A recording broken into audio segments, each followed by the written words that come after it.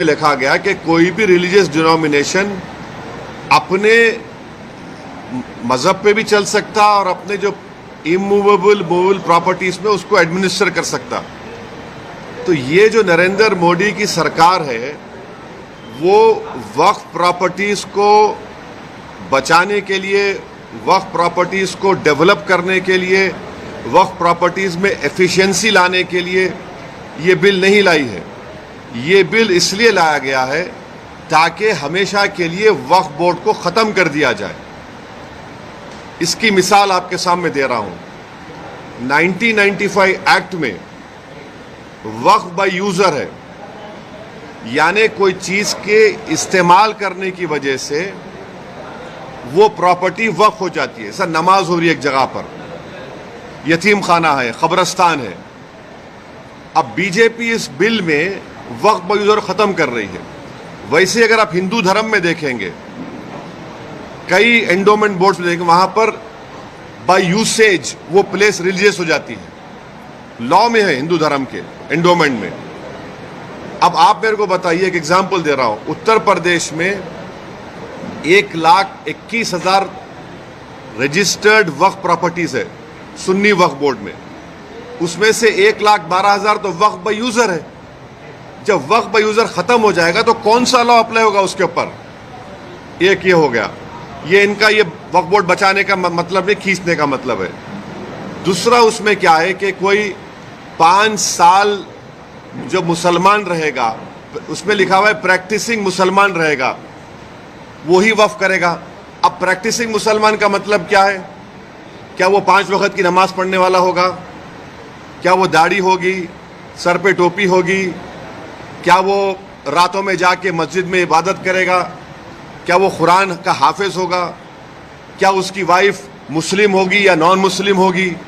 ये तुम कौन होते तय करने वाले? 5 साल प्रैक्टिसिंग मुस्लिम है ना, ये देख लो आप। अच्छा, कोई ऐसा लॉ हिंदू धर्म में नहीं है, कोई भी कभी भी दान दे सकता है। आप ये क्यों लेकर आए बताओ? आप कौन होते? मैं प्रैक्टिसिंग हूं नहीं हूं, मैं मुसलमान हूं। मेरे घर में झांक के देखेंगे नरेंद्र मोदी, या फिर 5 साल के बाद मोदी बोलेंगे आओ बेटा तुम मुसलमान सर्टिफिकेट लेकर जाओ। हाँ, तीसरा आप उसमें देख लो। तीसरा क्या है उसमें कि ये बोला जा रहा है कि कोई भी वक्फ प्रॉपर्टी जो गवर्नमेंट के कब्जे में है उसका फैसला कलेक्टर करेगा।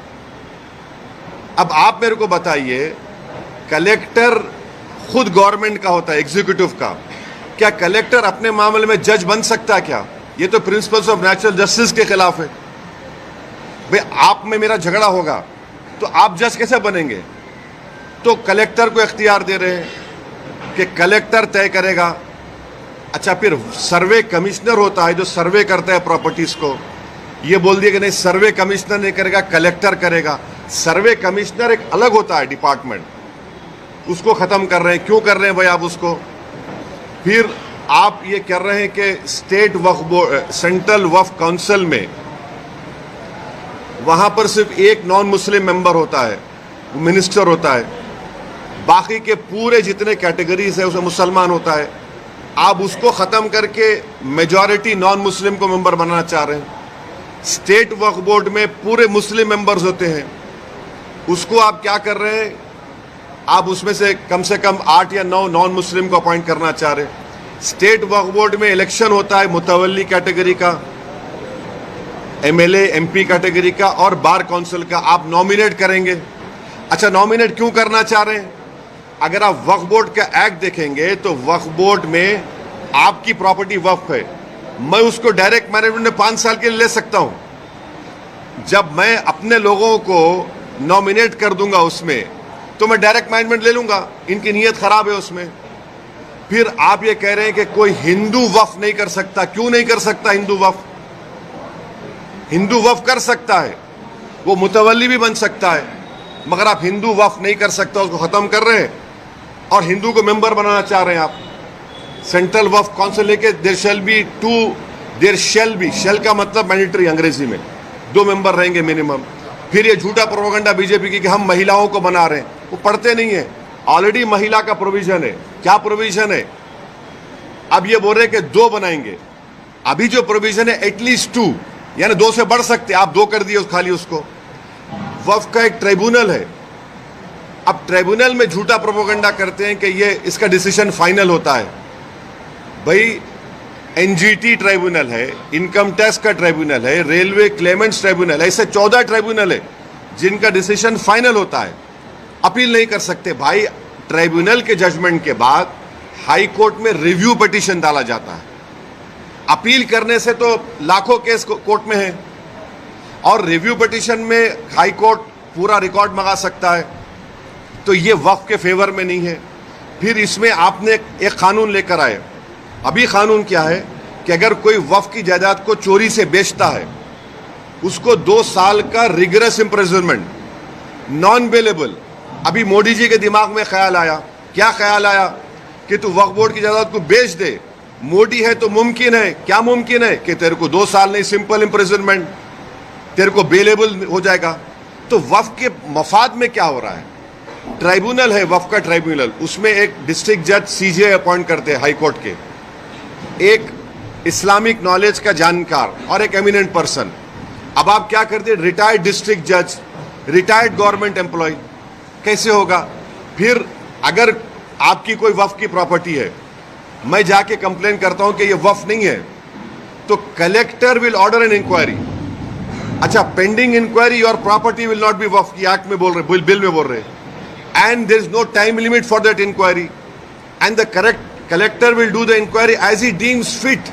इसका क्या मतलब? यानी आपकी प्रॉपर्टी को मैं कंप्लेन कर दिया कि वक्फ नहीं है, तो कलेक्टर साहब 10 साल ले लेंगे, तब भी वक्फ नहीं रहेगा, वो अपने कंट्रोल में, उनके कंट्रोल में आ जाएगा। तो ऑल इन ऑल अगर आप देखेंगे, इस बिल में वक्फ प्रॉपर्टीज के एफिशिएंसी के लिए नहीं बनाया गया है, ये वक्फ प्रॉपर्टी को खत्म करने के लिए बनाया गया है। अब हिंदू मेंबर्स को या नॉन मुस्लिम मेंबर्स को अपॉइंट कर रहे हैं। भाई आप उत्तर प्रदेश में जाइए, उत्तर प्रदेश में जो काशी बोर्ड है, वहां पर तो क्लियर लिखा हुआ है कि he has to be Hindu. अगर वो हिंदू धर्म छोड़ेगा तो मेंबरशिप चले जाएगी। फिर आप देख लीजिए जाकर, आप ये जो आपका तमिलनाडु का एक्ट है, तेलंगाना का एंडोमेंट एक्ट है, आंध्रा का है, उड़ीसा का है, इसमें सब लिखा गया कि only Hindu will become the member. अच्छा, हिंदू की परिभाषा क्या है संविधान में?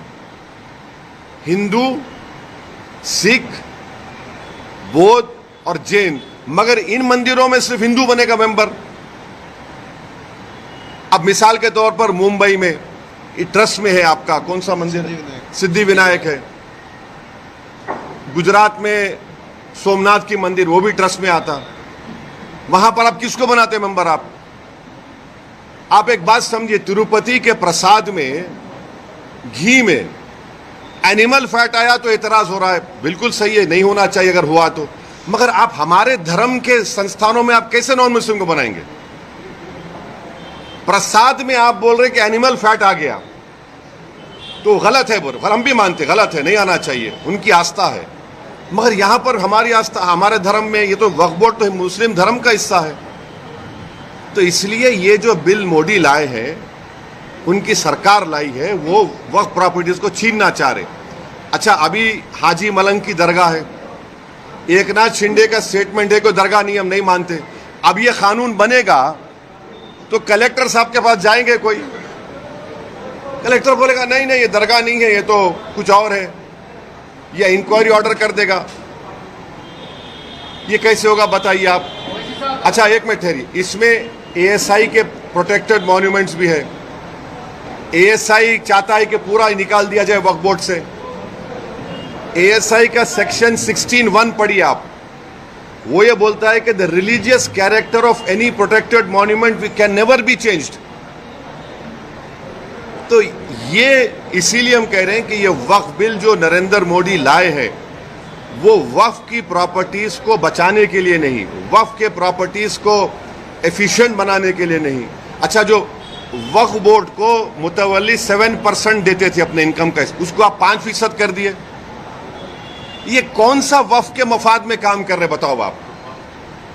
तो इसीलिए ये सब एक मुसलमानों से उनकी मस्जिदों को छीनना चाहते हैं, दरगाहों को छीनना चाहते हैं, कब्रस्तानों को छीनना चाहते हैं, इसलिए इस बिल को लाए हैं लोग। अब एक के बाद एक के बाद मैं कहीं नहीं जा रहा हूँ, भाग नहीं रहा हूँ मैं। बोलिए आप, बोलिए आप।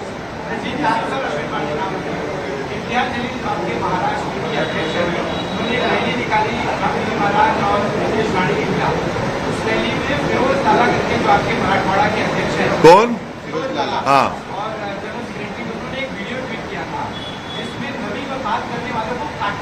देखो मेरे भाई, सुनो आप, एक हाँ बिल्कुल सही किया, बिल्कुल। नहीं, सुन तो अरे भाई साहब, आपका जो ऑर्गेनाइजेशन का जो झगड़ा है सेबी के मैडम से, झगड़ा करो ना उससे। अरे सुन तो, अरे मेरे को जवाब देना मेरा काम है। तुम नहीं, देखिए हम जवाब देंगे, आप जवाब नहीं देंगे। आप सवाल कर लिए, सुनो अभी। आप जैसा चाह रहे नहीं दूंगा मैं। आप मोदी है क्या? नहीं है ना मोदी, आप तो रुक जाइए। आप मोदी तो नहीं है ना, मेरे पीछे ईडी सीबीआई तो नहीं भिजाएंगे ना आप। सुनिए, मेरा जवाब यह है कि आप लोग झूठ चलाए, आपका झगड़ा सेबी से है। अब मैडम, अरे मेरा नहीं, उंगली मत दिखाओ, ऐसा मत दिखाओ। नहीं, आप जर्नलिस्ट है, मैं आपको बिल्कुल, वो झूठ है। हम बोल रहे तो नहीं, हम आपको बोल रहे झूठ है वो। आपको अब सुन तो लीजिए, इंडिया टीवी के रजत शर्मा ने तारीफ की इसकी, अब आपको पसंद नहीं आ गया बोलना। अरे बोल रहा हूँ, सुनिए, इंडिया टीवी के रजत शर्मा ने कहा कि इम्तियाज जलील ने कलेक्टर को रिप्रेजेंटेशन दिया, बाज नौजवान जज्बात में थे। इम्तियाज जलील ने कहा कि ख़त्म किस्सा ये, और रजत शर्मा जी ने अपने इंडिया टीवी पर कहा कि बहुत अच्छा किया उन्होंने। ये क्या, आप तो तारीफ भी करो। इतना बड़ा मजमा आया, महाराष्ट्र की तारीख में ये सबसे बड़ा मुसलमानों का प्रोटेस्ट था। सुन तो लीजिए, शायद आपकी पैदाइश से पहले एक प्रोटेस्ट मुंबई में हुआ था शाबानों के वक्त, उतना ही बड़ा प्रोटेस्ट हुआ। लोग ये कह रहे थे कि लोग नहीं आएंगे, 10,000 गाड़ियों से पूरे महाराष्ट्र से लोग निकल कर आए। पीसफुल प्रोटेस्ट था, पीसफुल प्रोटेस्ट में बात हुई और वो बात हम रखे। अब रहा सवाल, सेकंड प्रोटेस्ट भी होगा, मुंबई में होगा। अगर हमारे डिमांड्स को महाराष्ट्र सरकार नहीं मानेगी तो आज़ाद मैदान में परमिशन लेकर हम यह प्रोटेस्ट करेंगे और ये प्रोटेस्ट जारी होगा।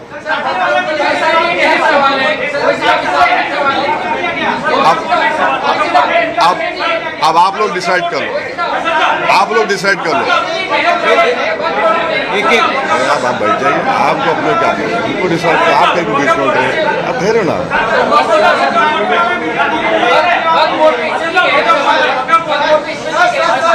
सवाल ये कि निशिकांत दुबे एक एमपी है जिन्होंने जेपीसी के चेयरमैन को लेटर लिखा है। निशिकांत दुबे बीजेपी के सांसद ने एक लेटर लिखा है जेपीसी के चेयरमैन को, कहा है कि 125 करोड़ जो ईमेल आए हैं वक्फ बोर्ड को लेके, इसके ज्योग्राफिकल ओरिजिनलिटी पे जांच की जानी चाहिए। इसके पीछे विदेशी ताकत या जाकिर नाइक जैसे लोग शामिल हो सकते हैं कि 125 करोड़ जो जेपीसी को।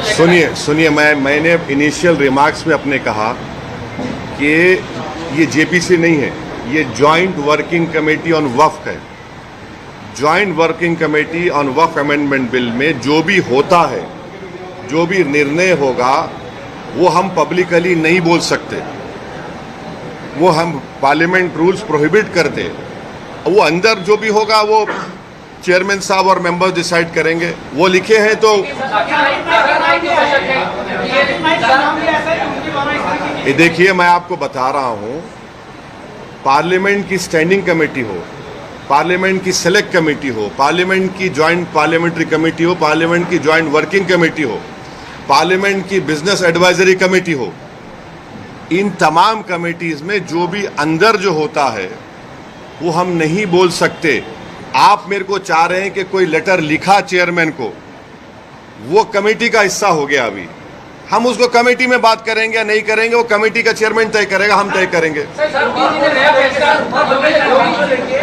प्रदेश सरकार ने योगी सरकार ने होटलों और रेस्टोरेंट के जो मालिक है, मैनेजर है, उसका नाम लिखने कहा है। कल ही ऑर्डर आया है, क्या कहेंगे? एक ऑर्डर तो आ गया सुप्रीम कोर्ट का, एक ऑर्डर तो सुप्रीम कोर्ट का आ गया, अब ये जो ऑर्डर निकाले हैं उसको मुझे देखना पड़ेगा, पढ़ना पड़ेगा, तभी उस पर कोई मैं रिएक्शन दे पाऊंगा। सर वक्फ अमेंडमेंट जो है इंडिया आप सर वक्फ अमेंडमेंट बिल को लेके आप उसकी मुखालफत क्यों कर रहे हैं? क्योंकि वक्फ के अंदर अमेंडमेंट होना चाहिए, क्योंकि बहुत सारी ऐसी कंपनी जायदाद है जिनके ऊपर कब्जा हुआ है और जो दूसरों के पास है, तो क्या अंबानी की जगह तो सुनिए, अभी देखिए नहीं आप अच्छा आप पूछ लीजिए आप वहाँ वक्फ बोर्ड की जो आप बता रहे कि वक्फ बोर्ड में बदलाव नहीं होना चाहिए, तो वक्फ बोर्ड जो रहे अभी तक का जो वक्फ बोर्ड बना या ट्रिब्यूनल बना, उसके रहते हुए सिर्फ बिजनेस में सिर्फ बिल्डर लोग ने जो है पैसे कमाए, ना ही कि एक आम मुसलमान को कोई फायदा हुआ है वो वक्फ की जमीनों से। अंबानी एक जो जिसपे एक नोटिस आएगी जो इतना दुनिया का सबसे बड़ा घर बना चुका है, उस पर आपका क्या कहना? आप लोगों को गलत फहमी है कि वक्फ प्रॉपर्टी से या जो मुतवल्लियों से पीपल एट अवामुन्नास को एट लार्ज पब्लिक फ़ायदा नहीं हुआ। मेरी आपसे गुजारिश है कि कभी गुलबर्गा को जाइए। गुलबर्गा में जो उस ख्वाजा बंदा नवाज के जो सज्जादे हैं मोहम्मदुल हुसैनी रहमतुल्लाह अलैह, उन्होंने अपनी ज़िंदगी में आज से 50 साल 55 साल पहले उन्होंने एक स्कूल शुरू किया था और मुसलमान लड़कियों को तालीम दिलाने के लिए वो बंडी में, बैल बंडी में पर्दा लगाकर वो बंडी हर मुस्लिम घर को जाती थी ताकि वो मुस्लिम बच्चियां उसमें बैठकर आकर स्कूल में पढ़े। फिर उन्होंने स्कूल कायम किया, इंजीनियरिंग कॉलेज कायम किया, मेडिकल कॉलेज कायम किया। ऐसा आपको नेगेटिविटी मत दिखाइए, ये एक है। दूसरा ये है कि वक्फ बोर्ड को समरी एविक्शन पावर्स नहीं है। अगर मुझे किसी एनक्रोचर को निकालना है तो कलेक्टर को लिखना पड़ता मुझे। अगर मैं सुप्रीम कोर्ट में केस जीत भी जाता हूं तो मुझे ईपी फाइल करना पड़ता सिविल कोर्ट में। तो वक्फ बोर्ड को समरी एविक्शन पावर्स मिलने चाहिए जो हिंदू एंडोमेंट बोर्ड को दिए गए हैं, वो दीजिए और आप इन एनक्रोचर्स को निकालेंगे। अब जो एनक्रोचर्स है, लिमिटेशन एक्ट वक्फ प्रॉपर्टीज के ऊपर, limitation act Hindu endowment properties पे अप्लाई नहीं होता। अब इस बिल में नरेंद्र मोदी बोल रहे लिमिटेशन अप्लाई होगा, यानी जितने एनक्रोचर्स कब्जा करके बैठे हैं उनको अब मालिक बनाना चाह रहे। अब रहा सवाल तीसरा जो आप यहां पर बड़ी बिल्डिंग का हवाला दिए, वो जो है वो आगा खानी वक्फ की है। अब मोदी जी आगा खानियों के लिए वक्फ बना रहे, हम चैलेंज कर रहे मोदी जी को। आगा खानी जो वक्फ की प्रॉपर्टी थी जिसमें कुरान पढ़ाना, यतीम खाना था, वो उसको 21 करोड़ में किसने बेचा और क्यों बेचा? और क्या वहां पर वक्फ बोर्ड के ऑफिसर्स ने लिखकर नहीं दिया था कि this is a Waqf property? अभी भी मसला सुप्रीम कोर्ट में चल रहा है। तो ये अगर आप पावर्स देखिए, सेक्शन 40 का पावर छीन लेंगे, आप लिमिटेशन एक्ट अप्लाई करेंगे, वक्फ बाय यूजर निकाल देंगे, तो ये किसके लिए किया जा रहा है? फिर वक्फ बोर्ड के लिए तो नहीं किया जा रहा है ना, ये तो बड़े बड़े दौलतमंदों को फायदा पहुंचाने के लिए किया जा रहा है, बिल लाया जा रहा है। अखिलेश यादव वो नहीं पूछे अभी, ने बोले इंडिया जलील ने कहा था कि हम चाहते हैं कि महाविकास आघाड़ी के साथ गठबंधन हो ताकि वोटों का बंटवारा ना हो। इसके ऊपर महाविकास आघाड़ी की तरफ से कहा गया है कि अगर आप गठबंधन करना चाहते हैं तो लेकिन प्रस्ताव दीजिए, खड़गे जी से बात करिए, उद्धव जी से बात करिए। एक बात आप बात करना चाहेंगे? इम्तियाज जलील साहब ने लिखकर एक प्रस्ताव भिजाया है कांग्रेस के महाराष्ट्र के अध्यक्ष को और एनसीपी के अध्यक्ष को, उन्होंने लिखकर भिजाया है। मैं इतना ही कहूंगा, अब वो उनको डिसाइड करना है। इससे जुड़ी हुई एक बात आपसे करना चाह रहा हूं, जो इम्तियाज जलील की लीडरशिप में जो प्रोसेशन, जो गाड़ियों का काफिला औरंगाबाद से निकला, उसमें तो इम्तियाज जलील ने हर जिले के कांग्रेस, राष्ट्रवादी और समाजवादी, इन तमाम के जिले के लीडर्स को से उनके बड़े बड़े अध्यक्ष को लेटर लिखा कि आप आइए, इसमें आप आकर इसको ज्वाइन करिए, ये कोई पॉलिटिकल प्रोटेस्ट नहीं है, आप इसमें शामिल हो जाइए। कोई नहीं आया। भाई इतने एमएलए, मुस्लिम एमएलए जीत कर आए कांग्रेस पार्टी से, उनको आना चाहिए था। भाई ये तो एमआईएम का फंक्शन नहीं था, ये तो जो उस शख्स ने हमारे प्रॉफेट मोहम्मद सल्लल्लाहु अलैहि वसल्लम के खिलाफ जो अनाप शनाप बकने की कोशिश की, और फिर एक बीजेपी का एक विधायक है जिसने अनाप शनाप भाषण दिया, उसके खिलाफ एक प्रोटेस्ट हुआ था, अब उसमें भी नहीं आते। तो मैं अब फिर से उनसे रिक्वेस्ट कर रहा हूं कि अब जब सेकेंड फेज ऑफ प्रोटेस्ट होगा महाराष्ट्र में, मुंबई में, उसमें आप लोग आइए, आप लीड करिए, हम आपके पीछे खड़े होने तैयार हैं। ये तो नामूस रिसालत का मसला है ना, ये तो प्रॉफेट मोहम्मद सल्लल्लाहु अलैहि वसल्लम के खिलाफ जो किसी ने बकवास बकने की कोशिश की, तो ये उनको देखना, जनता देख रही है इन लोगों को। आप आ ही नहीं रहे प्रोटेस्ट में, और जो लोग बोल रहे थे प्रोटेस्ट वायलेंट होगा, वायलेंट होगा, उनको तो चुल्लू पर पानी में डूब मरना चाहिए, बेशर्मों को। वो जो प्रोपेगेंडा कर रहे थे कि वायलेंस हो जाएगा, वो हो जाएगा, ये हो जाएगा, अरे बेशर्मी की हद कर दिए, झूठ की हद कर दिए। 10,000 गाड़ियां निकली और 10,000 गाड़ियों में से पूरे पीसफुल गए, एक दो जगह पर उनको आईने फोड़े गए गाड़ी के, फिर भी हम लोग प्रोवोक नहीं हुए। मैं सलाम करता हूं, मैं तो सलाम करता हूं उन तमाम लोगों को जो सिर्फ प्रॉफेट मोहम्मद सल्लल्लाहु अलैहि वसल्लम के बारे में जिस शख्स ने बकवास बकी और रूल ऑफ लॉ के अपहेल्ड करने के लिए संविधान को तिरंगा लेकर निकले, इन लोगों को नहीं आते। तो अब मैं क्या करूं इसके बारे में, मगर जनता देख रही है, दुनिया देख रही है। आप ये बात एक आता हूँ, हाँ हम भी डटे हुए हैं, हम कहाँ डटे हुए नहीं है? आपको क्या लग रहा है जितना हम डटे हुए हैं उन तो वो तो हटे हुए हैं, वो तो डरे हुए हैं, हम तो डटे हुए हैं। हाँ अभी उनका सवाल हो जाए, सवाल हो जाए। आगामी विधानसभा चुनाव के संदर्भ में आपकी कुछ रणनीति है क्या?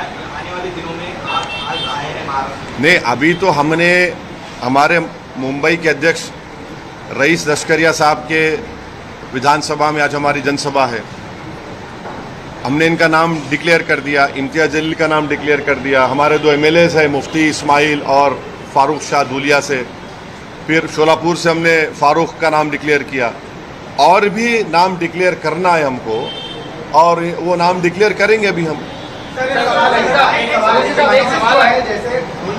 नहीं नहीं, एक मिनट, वो नहीं पूछे ना, वो पूछे। मजलिस में आने वाले इलेक्शन में कितनी सीट से पार्टिसिपेट करेगी, और आपका प्रोटोकॉल बोलता है कि मुंबई अध्यक्ष लीजिए या तो फिर सीट लीजिए। हम फैयाज खान के साथ में आपने बोला दिया किसका?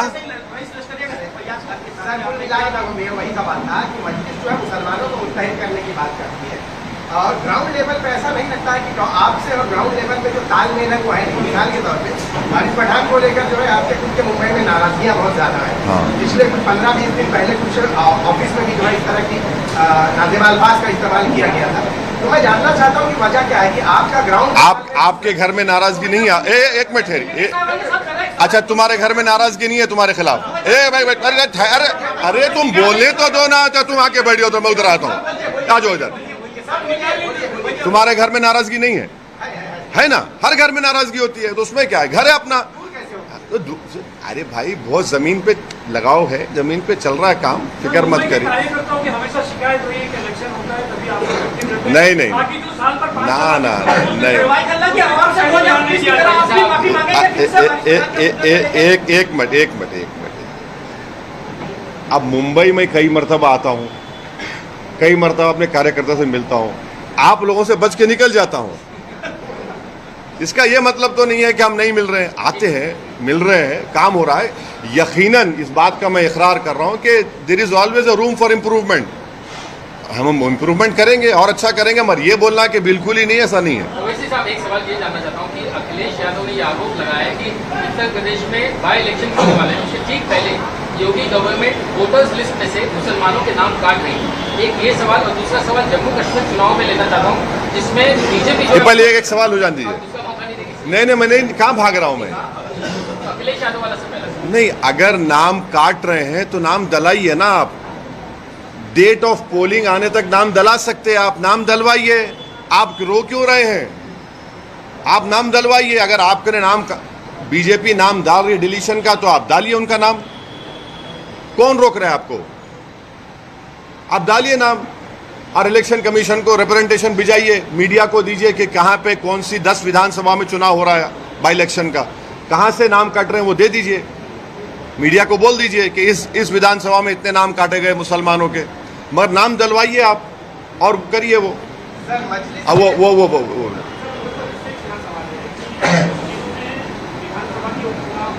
कहाँ पे? हाँ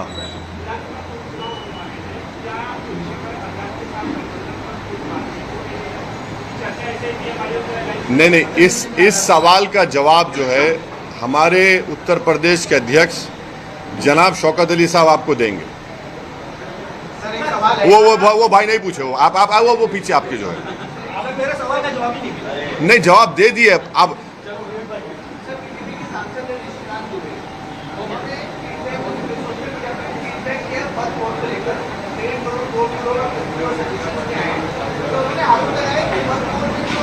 प्रॉपर्टी से